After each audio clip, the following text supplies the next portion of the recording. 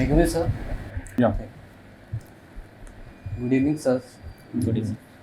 Good evening, sir. Good evening. Thank you. Please take a seat. Kisle, Yes, how are you today?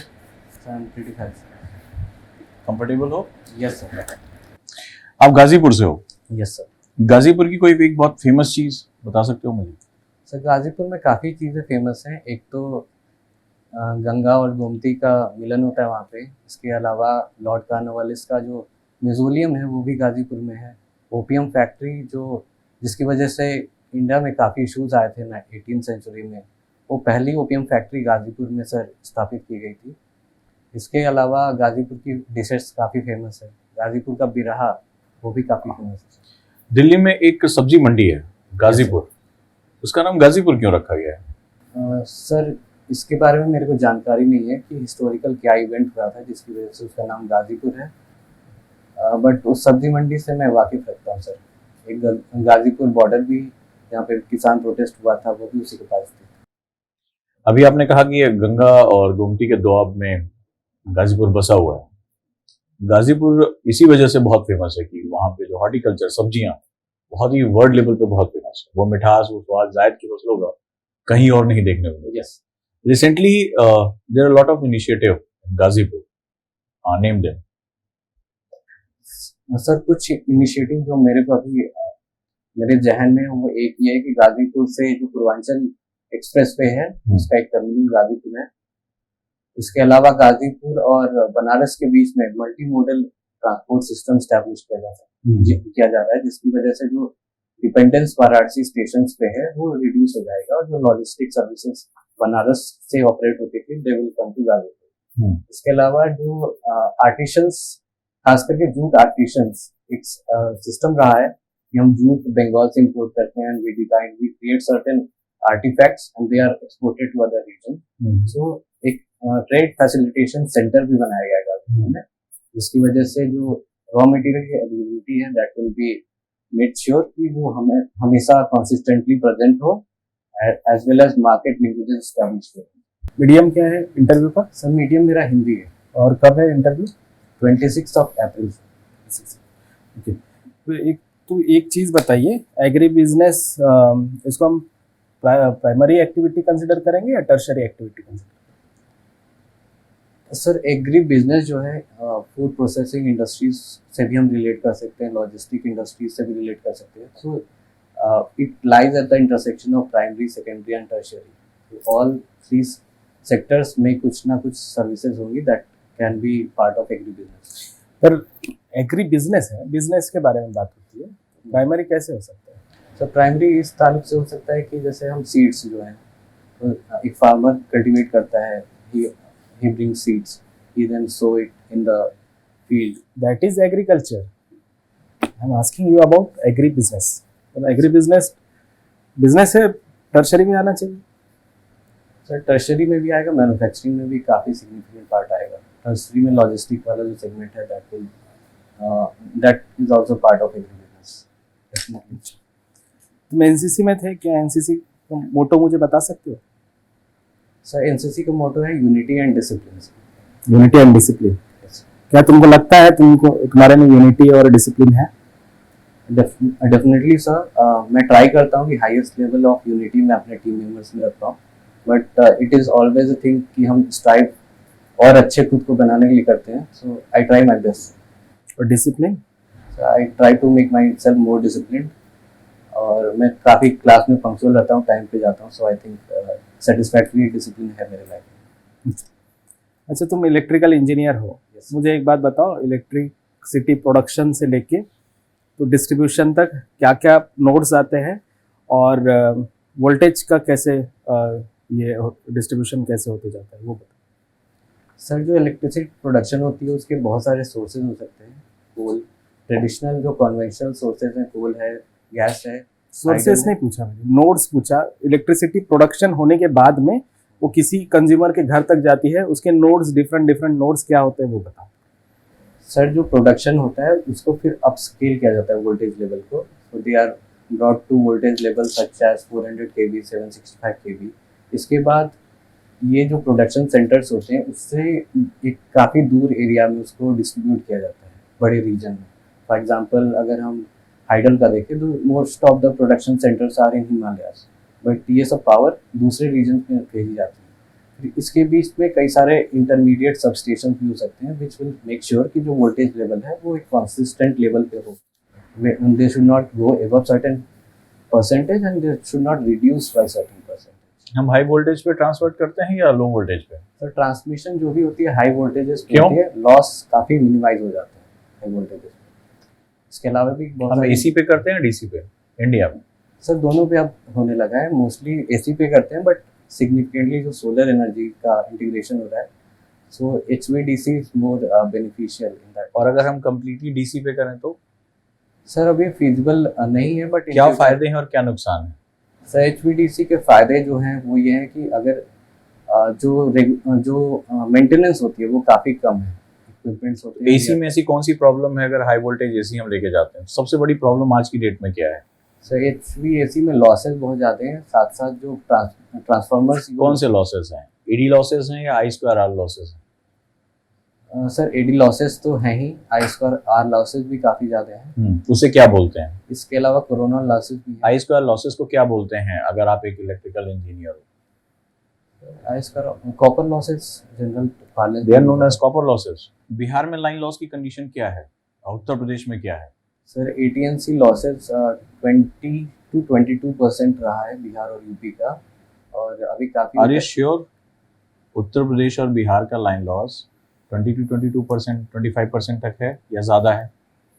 Sir significantly reduce हुआ है पिछले कुछ सालों में। I think 20 से 25 के बीच में ही है सर। और परिसीमल कितना होना चाहिए आपके हिसाब से आइडियली एक अच्छे स्टेट के लिए? सर एक आइडियल सिचुएशन ये होगा जब 10 से 12% के आसपास हो, देन।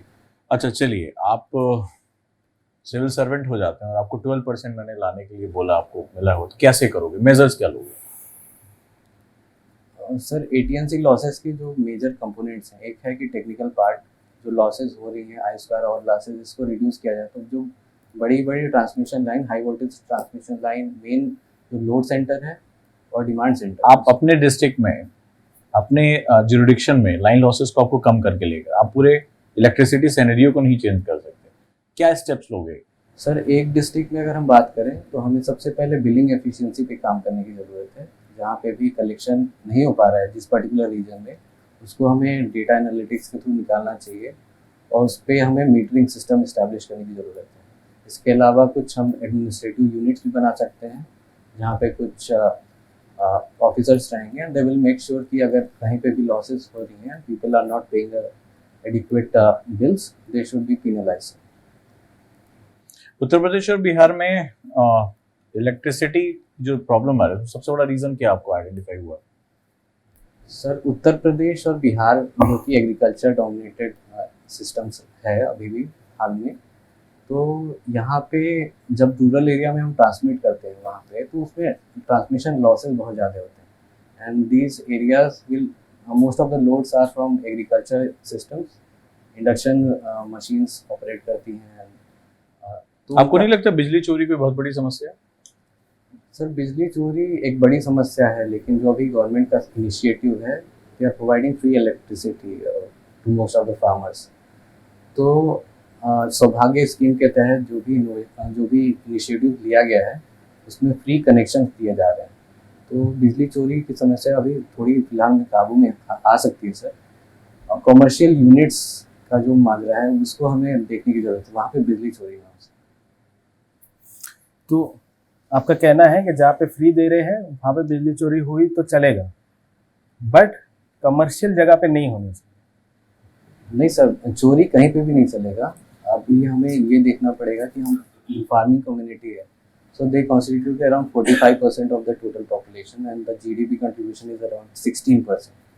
तो वैसे ही वहाँ पे काफ़ी पॉवर्टी है, तो अगर बिजली हम सही से प्रोवाइड कर पाएंगे तो that is also indirect way subsidy. तो हम जैसा कि दूसरे माध्यमों से सब्सिडी दे रहे हैं, बिजली भी एक तरह की सब्सिडी प्रोवाइड की जा सकती है।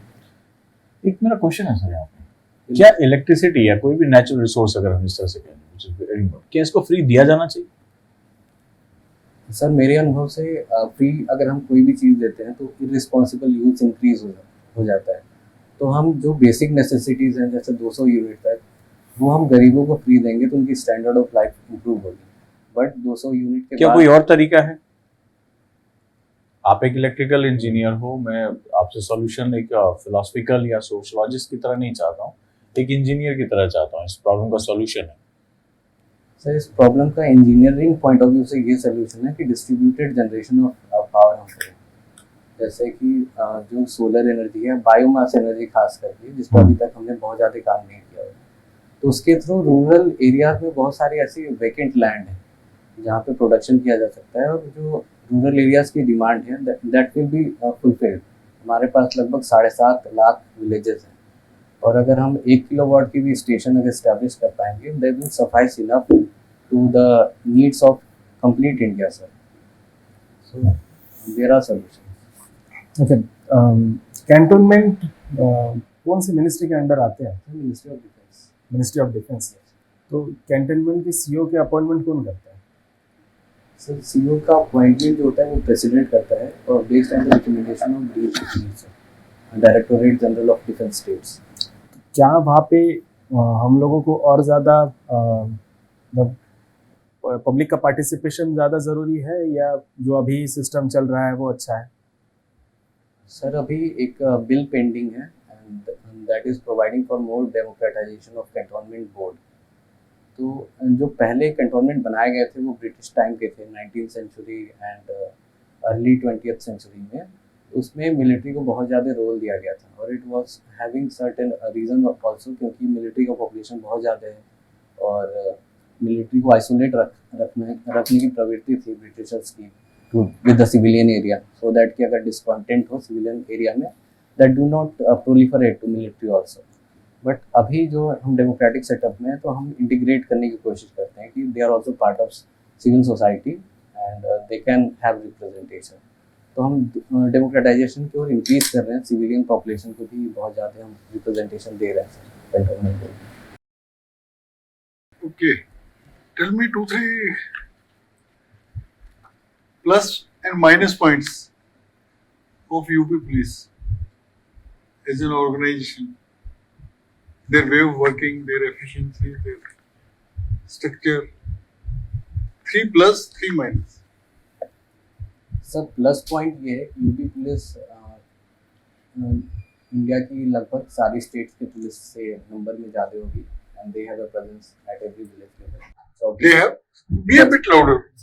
Energy. उनकी जो उपस्थिति है लगभग सब जिले और सारे तहसील में है सर। यूपी इतना बड़ा स्टेट होने के बावजूद भी ऑपरेट कर पा रहे हैं, that is a achievement in itself sir. Second, जो इंफ्रास्ट्रक्चर था यूपी पुलिस का और बिहार पुलिस का ऑल्सो वो काफ़ी सुचारू हुआ है पिछले कुछ सालों में से। तीसरा सर, जो परसेप्शन था यूपी पुलिस का वो वीकनेस अभी भी है काफ़ी हद तक, बट इम्प्रूवमेंट देखने को मिल रही है। ठोक दो पॉलिसी शुरू हो गई है सर ऐसा परसेप्शन है कि काफ़ी क्रिमिनल्स का इनकाउंटर हुआ है but there had been proper investigation और कुछ इश्यूज में कंट्रोवर्सी भी हुई है, दे आर सब और वीकनेसेस के तौर तो you are okay with that okay with encounter is illegal sir. as a concerned citizen you are okay with that, no problem. Sir, as a citizen, I respect the fundamental right of Indian criminals, sir. He should be given proper due diligence and court Okay. 3 trials. minus Sir, minus जो एक तो हमने बोल ही दिया एक minus है perception issue है अभी भी सर। जैसा कि इनकाउंटर में काफी बार डिबेट्स आ जाते हैं that encounters have been planned sir, so that is one perception issue. Second, जो women पुलिस का representation that is not up to mark और जस्टिस वर्मा का रिकमेंडेशन था that it should reach to around 30% at least. तो अभी मेरे को number exact नहीं आता but it is less than 8%। yes. जो थर्ड है वो है वीकनेस एक पॉलिटिक्स एग्जीक्यूटिव और पॉलिटिशियंस का जो नेक्सस है that is existing in other state also and in particular that happening. political indifference. Yes. So I mean there was some sort of famous Supreme Court judgment to prevent the political indifference? Yes. What it was? So it was Prakash Singh case of 2007 and 8. 2006. 2006. So उसमें how the political interference was supposed to be removed? Sir What were the recommendations? Specifically only this interference. तो उसमें कई सारे guidelines दिए गए थे, जारी किए गए थे सुप्रीम कोर्ट से। एक ये था कि प्रॉपर स्टेट लेवल पे सिक्योरिटी कमीशन हो, जो कि जितने भी इन्वेस्टिगेटिव और पुलिस टॉप मोस्ट पोस्ट है, एसपी से ऊपर डीएसपी से ऊपर सर, वो एक मिनिमम 3 साल के अंतराल पे ही चेंज हो। इसके अलावा कंप्लेंट अथॉरिटी बनाने की बात की गई और भी काफी रिकमेंडेशन थे सर, मैं अभी रिकॉल नहीं कर रहा। वो स्टेट सिक्योरिटी कमीशन का था कि उसमें ताकि पुलिस को सुपरवाइज करे, I mean politicians don't issue directions, give directions. So kindly go through that. 6-7 recommendations are there. But one big issue probably in UP and other elsewhere is that we have so many vacancies. What must be the vacancies in the UP police as on date? Sir data भी मेरे को देखना पड़ेगा, मैं उसको prefer करूँगा। What is the availability of police men per lakh population in the country? So it is not adequate data I have to check sir. Figures. What is recommended by you and other agencies? तो उसको check कर लीजिए, ठीक है ना? Because UP it is a big issue. Yes sir. The policing part. So hello किसले, बहुत basic से question से शुरू करता हूँ, आपने छोड़ दिया था। जो प्राइमरी, सेकेंडरी और टर्शियरी सेक्टर में क्या डिफरेंस है वो बताइए। So primary sectors जो ट्रेडिशनली एग्रीकल्चर और माइनिंग सेक्टर्स हैं उनको प्राइमरी सेक्टर में किया जाता है। एग्जांपल और definition. Exact definition I am not very sure, लेकिन जहाँ पे प्रोसेसिंग कम हो, जो रिसोर्सेज हैं डायरेक्टली हम उसको विदाउट मैकेनाइजेशन हम एक्सट्रैक्ट करें, तो that is part of primary sector. Secondary जो होता है उसमें मशीन्स का यूज करते हैं, और जो टर्शियरी होता है that is service oriented service, for example banking. तो एग्री बिजनेस किस कैटेगरी में आएगा? सर जैसा मैंने पहले ही बताया था, तीनों में कुछ कुछ कंपोनेंट हैं, जैसे मशीन्स का भी इसमें है, सर्विसेज। एग्रीकल्चर बिजनेस अभी आपने क्या किया, डायरेक्टली इनपुट जो हो रहा है उसमें कोई मैकेनाइजेशन नहीं हो रहा है, कोई प्रोसेसिंग नहीं हो रही है, दैट इज डायरेक्टली मार्केट में जा रहा है प्राइमरी सेक्टर, यही बोला आपने? Yes sir. तो एग्रीकल्चर बिजनेस है, तो मतलब एग्रीकल्चर बिजनेस की डेफिनेशन पता है आपको? सर एग्री बिजनेस का एक जनरल डेफिनेशन ये है कि हम एग्रीकल्चर को बिजनेस पॉइंट ऑफ व्यू से करें, तो that can be termed as agri business. कुछ एग्जांपल बताएंगे एग्रीकल्चर बिजनेस? सर मेरे को अगर फार्मिंग करनी है तो सबसे पहले मैं ये देखूंगा कि जो जितनी भी लैंड अवेलेबल है उसमें इनपुट साइड कॉस्ट क्या होगा, आउटपुट साइड कॉस्ट क्या होगा, खास करके मार्केट प्राइस का जो टेंडेंसी होगा मूवमेंट का वो क्या होगा अगले 3-4 महीने। तो ये भी बिजनेस एक्सरसाइज है eight primary level. I can also do. अगर मैं ये कहूँ कि एग्रीकल्चर एक एग्जांपल एग्रीकल्चर बिजनेस कैटेगरी का, तो सही है ये बात? यस सर, मुझे लगता है सर। श्योर हैं आप या गेस कर रहे हैं? सर कोई स्पेसिफिक डेफिनेशन एग्री बिजनेस का नहीं, ब्रॉडर टर्म है, तो जस्ट एग्जांपल के तौर पे मैं जस्ट पूछ रहा हूँ। अगर मैं एग्रीकल्चर को बोलूँ कि एक एग्री बिजनेस का टाइप है या फिर एग्जांपल है, वो सही बात है? तो काफी हद तक ये मुझे सही लगता है। ठीक है, तो आपने एग्रीकल्चर बिजनेस में कोई गवर्नमेंट का स्कीम या कुछ गवर्नमेंट के स्टेप्स पता है? क्योंकि आपका इंटरेस्ट है रीडिंग अबाउट, तो गवर्नमेंट ने कुछ स्टेप्स लिए हैं, अवेयर हैं आप उससे? यस। सो एग्री बिजनेस प्रमोशन के लिए सारी स्टेट्स ने कुछ इनिशिएटिव लिए हैं, खास करके अभी जो नया ट्रेंड है वो है कि कैसे हम पॉली हाउस को इंटीग्रेट करें अपने एग्रीकल्चर सेटअप में। इसकी वजह से जो पेस्ट का इंफ्यूजन होता है हॉर्टिकल्चर में, जिसकी वजह से काफ़ी सारी कैंसर कॉजिंग केमिकल्स भी आ जाते हैं, इसका रिडक्शन किया जा सकता है। इसके अलावा जो इफेक्ट होगा क्लाइमेट चेंज का वो रिड्यूस किया जा सकता है। और कोई गवर्नमेंट इसके अलावा फूड प्रोसेसिंग इंडस्ट्रीज को बढ़ाने के लिए एग्रो फूड पार्क स्टैब्लिश किए जा रहे हैं। एग्रीकल्चर के लिए किसान ट्रेन और एग्री उड़ान स्कीम भी लाई गई है। एग्री उड़ान खास करके नॉर्थ ईस्ट स्टेट्स को और हिमालयन स्टेट्स को कनेक्ट करने के लिए काफी कारगर साबित हो सकती है। एग्री क्लिनिक्स के बारे में सुना है आपने? एग्री क्लिनिक सर, मैंने इसके बारे में सुना है, ये क्वालिटी स्टैंडर्ड को सर्टिफाई करने के लिए कारगर होगा। ओके, तो आपके फादर सन्यासी हैं, राइट? तो आपको जो वर्ण आश्रम में डिफरेंट स्टेजेस है उनके बारे में पता है? कितनी स्टेजेस हैं? तो वर्ण आश्रम का 4 डिवीजन है, और ब्राह्मण, क्षत्रिय और शूद्र और वैश्य। स्टेजेस वर्ण आश्रम। सर मैं गेस कर सकता हूँ, मुझे एग्जैक्टली नहीं आता। आश्रम सिस्टम में इंडियन आश्रम। सोसाइटी। सर जो पहला आश्रम होता है वो होता है एक सर अभी आपकी एज क्या है? सर मेरी एज 26 है। तो अभी कौन से आश्रम में होंगे आप? तो जब शादी नहीं होती उसको क्या बोलते हैं? Student life. स्टूडेंट ब्रह्मचार्य। सेकंड क्या होगा? सेकंड ये गृहस्थ आश्रम होगा, उसके बाद संन्यास वाला कोई, I will read about it. सन्यासी लास्ट, फोर्थ होता है। ठीक है, आपका ऑप्शनल क्या है? Electrical engineering. इलेक्ट्रिकल। थोड़ा एनर्जी लेवल लो यार, ये सुन नहीं यार, काफी उनसे अच्छा दे रहे हो, लेकिन एनर्जी लेवल आप थोड़ा जोर से बोलिए अब मेरे सामने।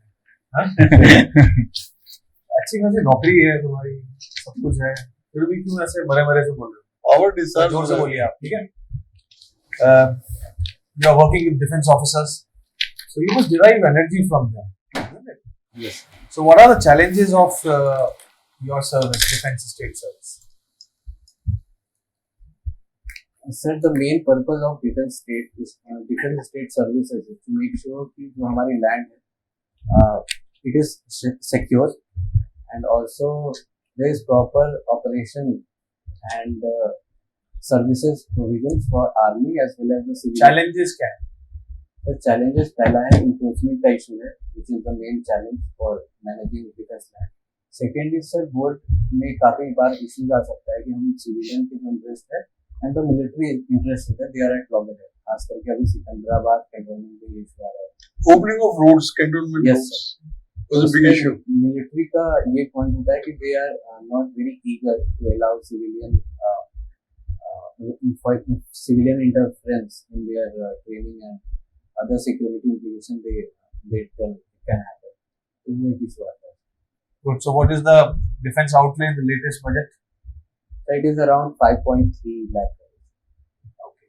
What is the percentage of total budgetary provision? It will be around 16 to 17%. Read it. Huh? No sir, पढ़िएगा उसको। it is around 12 to 14%. Tell us something about what are the new capital acquisitions in forces? So the recent capital main acquisition I came across was S400 sir. And apart from this, with the US we are working on procurement of helicopters sir. Helicopter UAVs. Okay. Nothing else? So there are many other things also I am not very. Go through it. Tell us something about latest amendments in the defense capital and revenue procurement procedures. Do you have any idea about this? Yes sir. Okay. Sir इसके अंतर्गत जो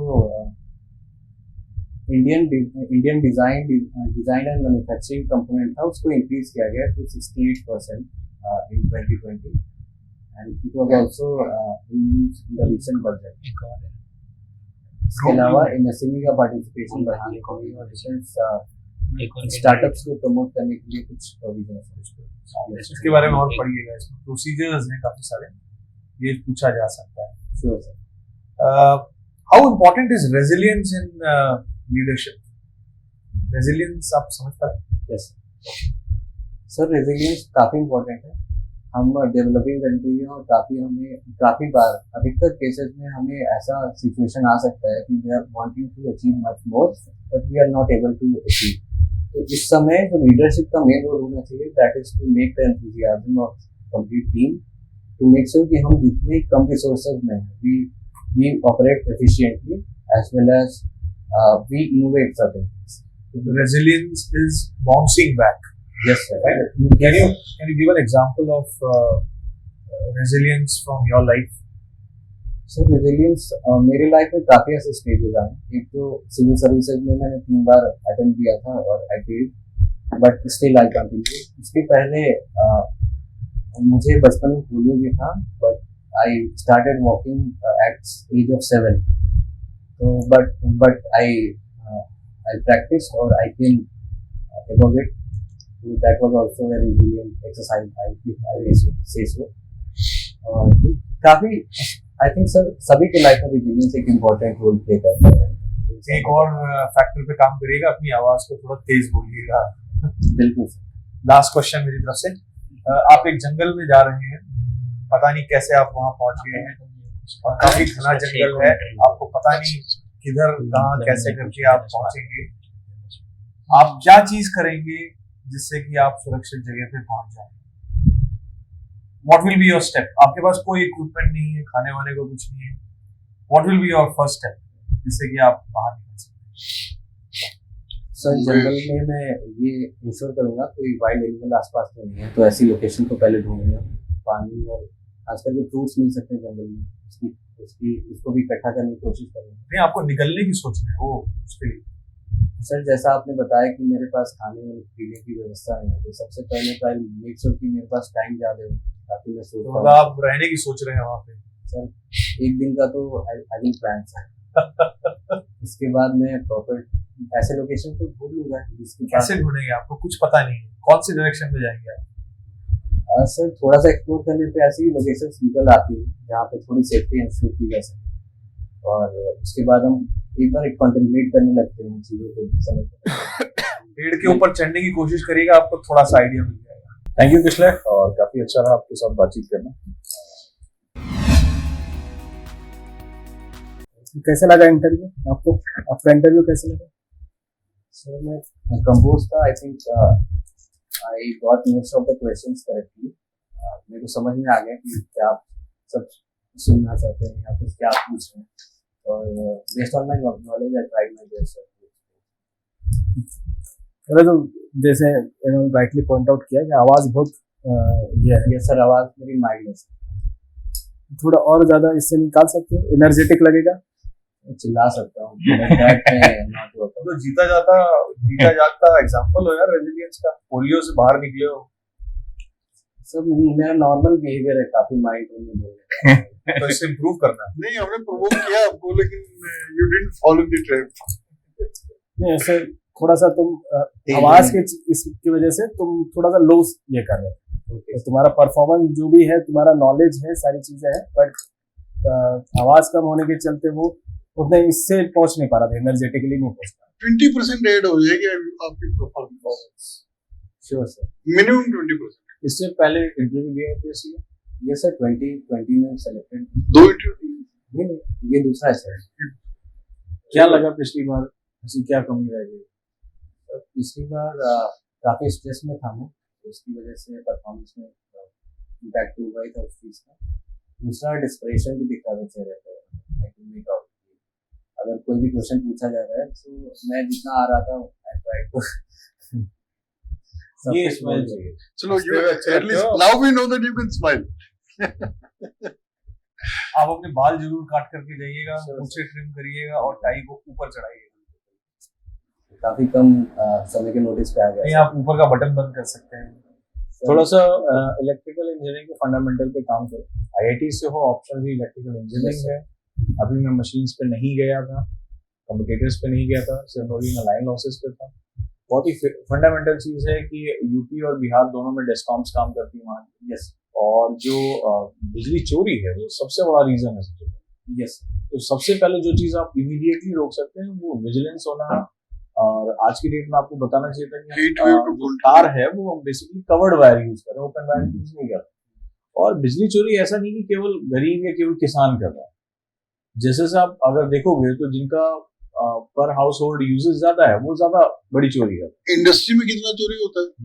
सबसे पहले immediately जो हमारे पास electricity है हम उसको प्रॉपरली यूटिलाइज करें, बिकॉज ऑफिसर्स के तौर पे आपको अपने रिसोर्सेज को ऑप्टिमली यूटिलाइज करना होगा, ये पहली हमारी शर्त है। तो आप थोड़े फंडामेंटल उसको स्ट्रॉन्ग करो। अभी तुम्हें पावर इलेक्ट्रॉनिक्स पे भी नहीं आया आपके, ये सब चीजें कहीं भी जा सकती है। श्योर। ठीक है, थैंक यू सो मच।